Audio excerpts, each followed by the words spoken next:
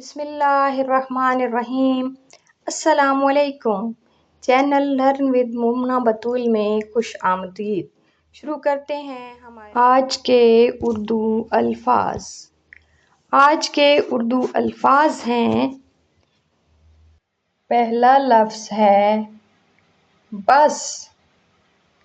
बस बस के अंग्रेज़ी माना है एनफ या बस। दूसरा लफ्ज़ है बग़ैर।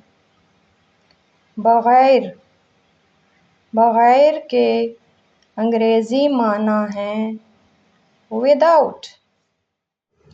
हमें फ़ेसबुक, इंस्टाग्राम और यूट्यूब पर फॉलो कीजिए एंड शेयर कीजिए ताकि ज़्यादा से ज़्यादा लोग उर्दू सीख सकें। शुक्रिया।